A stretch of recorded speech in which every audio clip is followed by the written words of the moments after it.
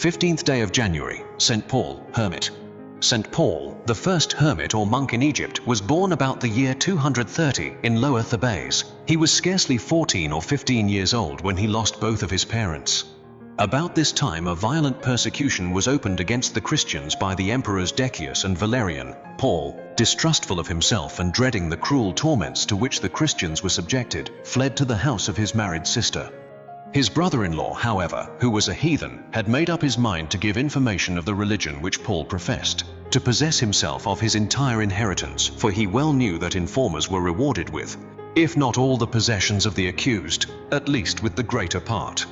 But Paul heard of his design, and secretly leaving the house, hid himself in the woods, where he determined to remain till the close of the persecution. But divine providence had other views.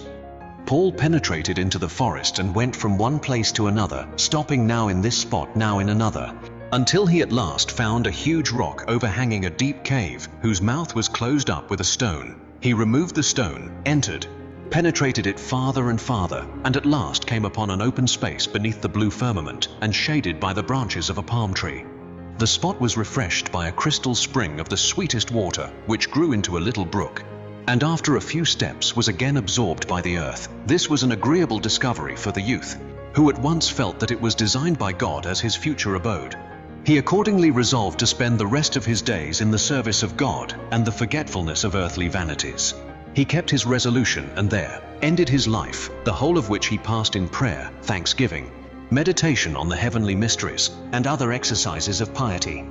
At first he fed on the fruit of the palm tree, but when this was exhausted, the Lord sent him a raven with half a loaf of bread every day, thus providing him with necessaries as he had the prophet Elias. The clear water of the spring was his beverage, and the leaves of the palm tree furnished him with material for clothing.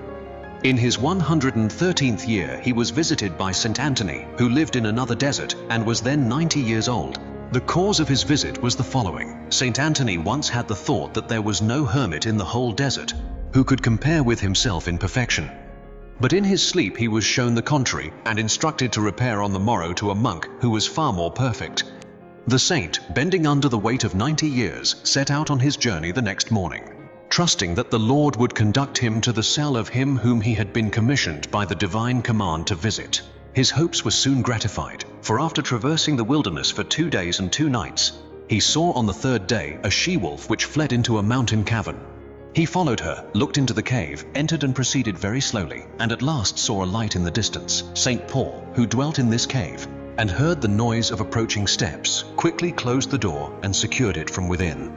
Anthony, now more assured that he had at last found the object of his search, knocked at the door and called out until the aged hermit gave him admittance. The two saints had no sooner looked at each other than they called one another by their proper names, fell upon one another's neck, and linked in a most tender embrace, returned ardent thanks to God.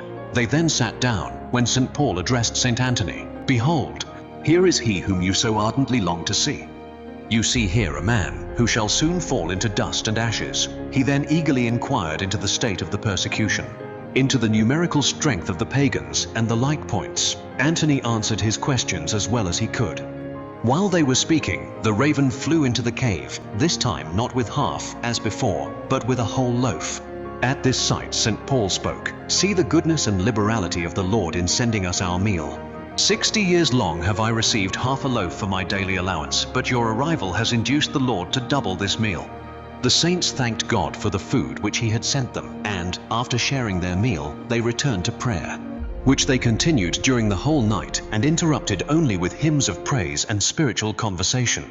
At daybreak, Paul said to Anthony, "It has long been my desire that you should dwell in this part of the desert, but, the hour of my dissolution being at hand, you have been sent by the Lord to bury my body." Anthony wept bitterly at this announcement, and begged the holy hermit to take him as his companion in the voyage of eternity. "It is God's will," answered Paul, "that you should live many days longer for the good of those whom you instruct in the way of perfection."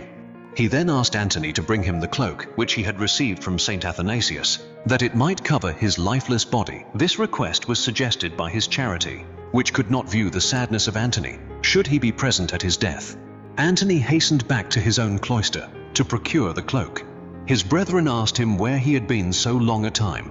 "Woe is me, a poor sinner," answered the aged recluse, who am not worthy to bear the name of a monk.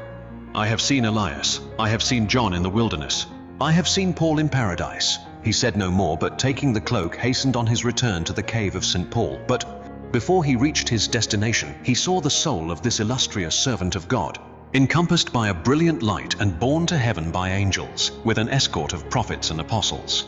Amazed at this sight, Antony burst into tears and cried aloud, "Alas, dearest father, why hast thou forsaken me?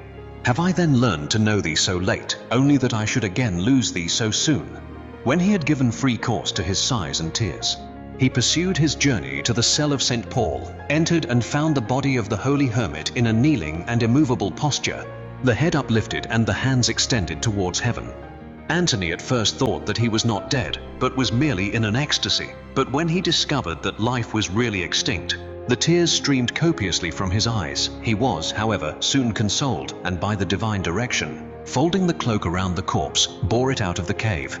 But now his great anxiety was how and where he should dig the grave. At that moment his quiet was restored by the arrival of 2 lions from the depths of the wood. These beasts at first lay at the feet of the corpse, where they poured out their lamentations and then scraped the earth until they had made a hole sufficient to contain the body. Antony at once, with prayer and the singing of psalms, deposited the remains of his brother Hermit in the grave thus miraculously dug. He then returned home, taking with him the coat of palm leaves made by St. Paul, and wore it on the greatest solemnities of the year, namely at Easter and on Pentecost Day.